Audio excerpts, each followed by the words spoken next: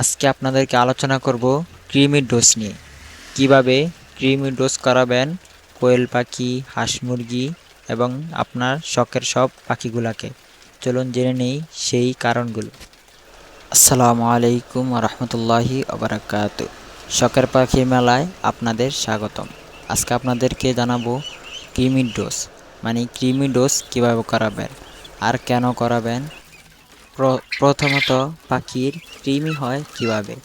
কৃমি হওয়ার কারণ হলো পাখিকে ময়লা পানি দেওয়া, মানে পানির পাত্র পরিষ্কার না করা, পাখির ময়লা প্রতিদিন সাফ না করা, এইসব কারণে পাখির কৃমি হতে পারে। আর কৃমি হলে পাখি ডিম ধরে বসে থাকবে, ডিমের প্রোডাকশন কমিয়ে দিবে, ডিম পাড়া বন্ধ করে দেবে এই কৃমির কারণে। তাই উচিত পাখিকে কৃমির ডোজ করা।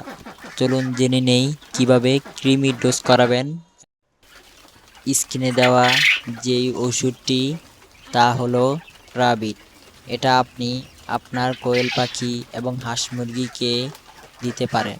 মানে এটা 1 লিটার পানিতে 1 গ্রাম করে মিশিয়ে দিবেন।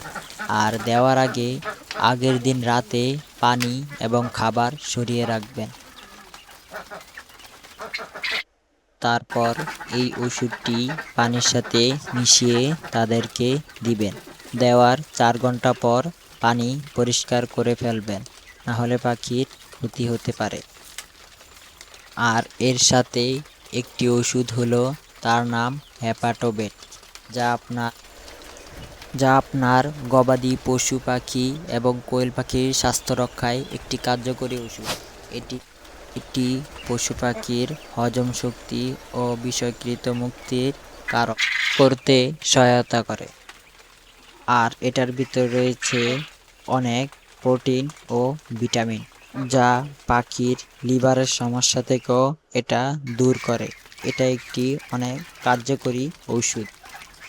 এটাও আপনি 1 লিটার পানির সাথে 1 গ্রাম মিশিয়ে খাওয়াবেন।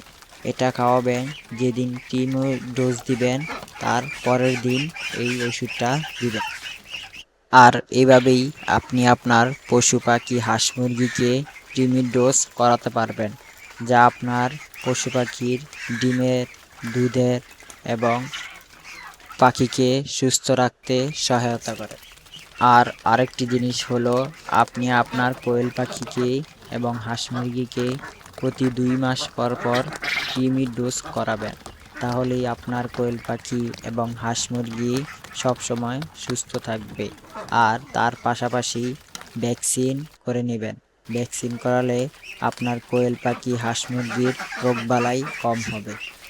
ভিডিওটি ভালো লাগলে চ্যানেলটি সাবস্ক্রাইব এবং লাইক কমেন্ট করে পাশে থাকবেন।